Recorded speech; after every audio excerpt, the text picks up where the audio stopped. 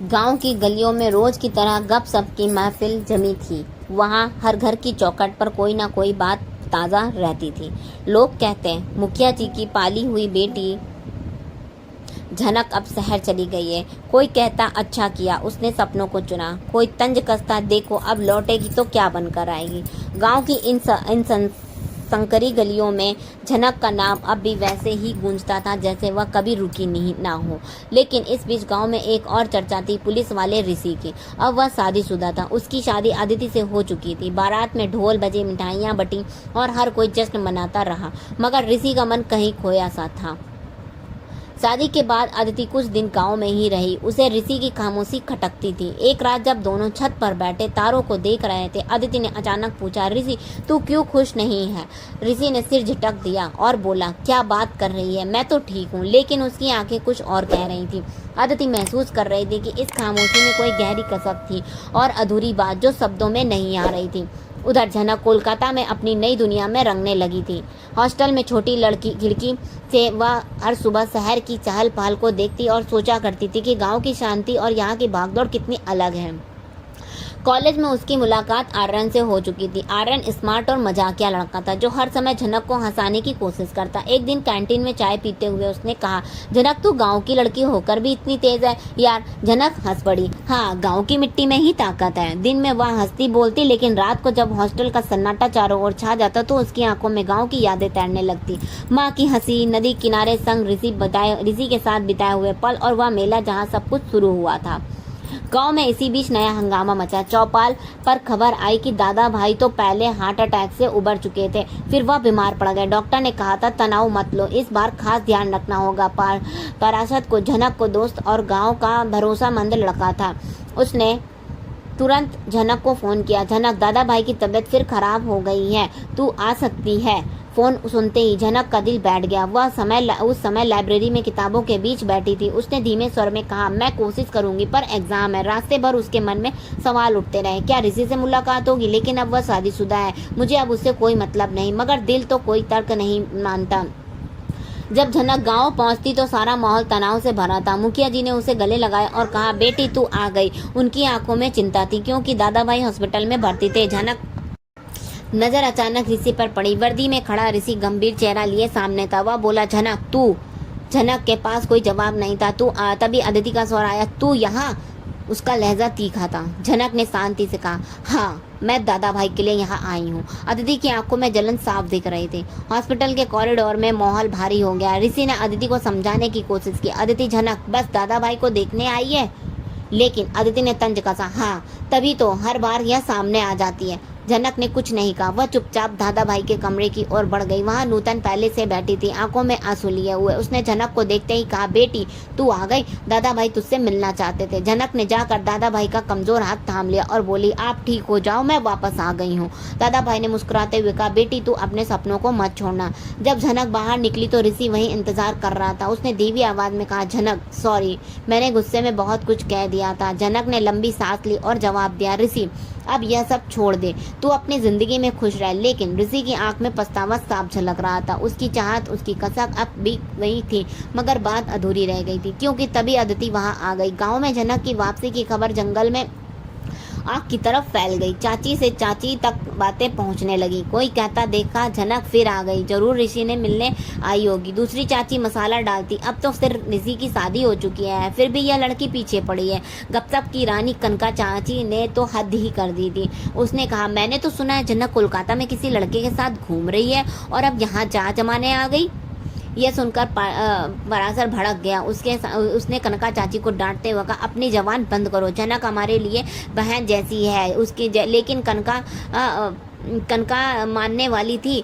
उसने यह बात सीधे मुखिया जी तक पहुंचा दी और कहा, मुखिया जी आपकी बेटी गांव की इज्जत मिट्टी में मिला रही है। मुखिया जी यह सुनकर चुप हो गए। उनके दिल पर जैसे बोझ बढ़ता गया। एक तरफ बेटी की खुशी और दूसरी तरफ गांव की इज्जत और उसे उधेड़ बुने में माहौल और पेचीदा हो गया। यह वही गांव था जहां हर शब्द, हर कदम और हर नजर किसी न किसी कहानी में बदल जाती थी। झनक लौट आई थी, लेकिन उसकी वापसी ने फिर से पुराने रिश्तों को हिला दिया था। ऋषि की खामोशी, अदिति की जलन और गाँव की चुगलखोर आवाजें सब मिलकर एक तूफान खड़ा कर रही थी। जनक भले ही कहती रही कि वह बस परिवार के लिए आई है, मगर गांव की हवा में अब वह फिर से सवाल में शोर था। गांव की गलियों में उस दिन अजीब सी हलचल थी। लोग एक दूसरे से कानाफूसी कर रहे थे। मुखिया जी उसे घर से लौटे तो पूरे आंगन की हवा भारी हो गई। उन्होंने दरवाजा पटकते हुए कहा, जनक, यह क्या सुन रहा हूँ? लोग तरह तरह की बातें बना रहे हैं। जनक की आंखें भर आईं। उसने रोते हुए कहा, पापा, लोग झूठ बोलते हैं, तो मैं सिर्फ दादा भाई के लिए आई थी। तभी पीछे से एक परिचित आवाज आई। यह अनिरुद्ध था, जनक का पुराना दोस्त, जो हमेशा उसके साथ खड़ा रहा। उसने शांत स्वर में कहा, मुखिया जी, जनक सही कह रही है। लोग बस गप्पे मारते हैं, उनकी बातों में आने की जरूरत नहीं है। अनिरुद्ध ने जनक का हाथ थामा और बाहर ले जाकर कहा, तू इतनी सबकी बातों से परेशान मत हो। तेरा सपना बड़ा है, उस पर ध्यान रख। जनक ने धीरे से सिर हिलाया। हाँ, लेकिन कभी कभी मन डगमगाने लगता है। अनिरुद्ध ने हंसते हुए कहा, अरे तू जनक है, तुझमें आग है, तू हार मानने वालों में से नहीं है। समय बीतता गया और जनक वापस कोलकाता लौट आई। वहाँ कॉलेज की पढ़ाई, दोस्तों के बीच मस्ती और नए रिश्ते से उसे व्यस्त कर दिया। इस बीच आर्यन उसके जीवन में खास जगह बना चुका था। दोनों की दोस्ती गहरी हो गई थी। एक दिन कॉलेज के फेस्ट में जनक ने माँ की याद में क्लासिक डांस परफॉर्मेंस किया। उसकी हर लय, हर भाव जैसे माँ की याद को जीवंत कर रहे थे। उसकी यह प्रस्तुति खत्म हुई तो पूरा हॉल तालियों से गूंज उठा। मंच के नीचे खड़े आर्यन ने भावुक होकर कहा, जनक, तू तो कमाल है। यह डांस तो सीधे दिल को छू गया। जनक मुस्कुरा दी, लेकिन भीतर से आंखें नम थी। उसकी रात हॉस्टल में जब सब सो चुके थे, जनक का फोन बजा। कॉल आर्यन का था। उसने जनक से पूछा, तूने कभी प्यार के बारे में सोचा है? जनक का दिल अचानक धक से रुक गया। उसने हकलाते हुए कहा, क्या मतलब? आर्यन हंस पड़ा, यार मैं तो तुझसे मतलब, तू स्पेशल है। जनक चुप रह गई। रात भर करवटें बदलती रही। उसके दिमाग में गांव की यादें, ऋषि का चेहरा और अब आर्यन के सब गूंजते रहे। यह सोच में डूब गई कि आखिर उसे क्या करना चाहिए। गांव में दूसरी तरफ कहानी अलग ही रंग ले रही थी। अदिति को ऋषि की उदासी खटक रही थी। एक दिन उसने गुस्से में जनक को फोन कर दिया, जनक, तू ऋषि से दूर रहना, वो मेरा है। जनक ने शांत स्वर में कहा, अदिति, मैं कोलकाता में हूँ, ऋषि तुम्हारा है, मुझे कोई दिलचस्पी नहीं। लेकिन अदिति का शक और गहरा गया। उसने ऋषि से कहा, तू अब भी जनक के चक्कर में है। ऋषि ने गुस्से में जवाब दिया, बस कर अदिति, मैं तुझसे प्यार करता हूँ। परंतु जब रात को वह अकेला बैठा तो सोचने लगा कि क्या उस सच में गलती की है। तभी गाँव में तूफान आ गया। दादा भाई की तबीयत बिगड़ गई। अब हार्ट अटैक के गंभीर था। ऋषि ने जनक को फोन किया, जनक प्लीज आ जा, दादा भाई तुझे याद कर रहे हैं।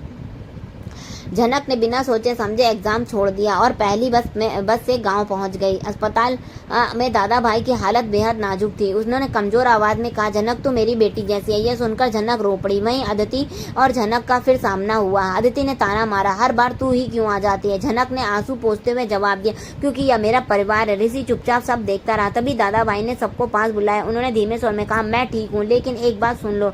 जनक, तू अपने सपनों को पूरा कर, और ऋषि, तू अपनी जिंदगी संभाल। ये सुनकर सब चुप हो गए। उस रात अस्पताल के बाहर ऋषि ने जनक से अकेले में कहा, जनक, मैंने बहुत गलतियां की हैं, मुझे पछतावा है। जनक ने आंखों में मजबूती लिए कहा, ऋषि, अब बहुत देर हो चुकी है, तू अदिति के साथ खुश रहे। ऋषि की आंखें भर आईं, लेकिन उसने सब कुछ नहीं कहा। जनक वापस कोलकाता लौट गई। वहां आर्यन ने उसे प्रपोज कर दिया, जनक, मैं तुमसे प्यार करता हूँ। जनक ने हाँ तो कहा, लेकिन उसके मन में अब भी उलझन थी। उधर गांव में अदिति और ऋषि की शादी में दरार बढ़ गई। अदिति ने ताना दिया, अब तू भी जनक को नहीं बुला। ऋषि ने इस बार सच कबूल कर लिया, हाँ, मैंने उसे चाहा था। अदिति ने तलाक मांग लिया। वक्त का पहिया घूमता रहा। अंततः जनक और आर्यन की शादी गाँव में धूमधाम से हुई। मुखिया जी बेहद खुश थे और नूतन ने आशीर्वाद दिया। बारातियों और मेहमानों के बीच हर कोई गा बजा रहा था। ऋषि दूर खड़ा अकेला था, लेकिन उसकी आंखों में सुकून था। उसने जनक को देखकर धीमे से कहा, तू जीत गई जनक। लोग खुश होकर जनक का नाम पुकार रहे थे, जनक, जनक, जनक। कहानी यहीं खत्म हुई। गांव की गलियों में आज भी उसकी दास्तां गूंज रही है। एक लड़की जिसे सपनों को चुना, रिश्तों को संभाला और हर मुश्किल के बावजूद अपने रास्ते पर डटी रही। यह वही थी जनक, जिसे लोग कभी रोकना चाहते थे, लेकिन आज उसका नाम गर्व से लिया जाता था। ऋषि, अदिति, आर्यन और पूरा परिवार, यह सब समय के खेल थे।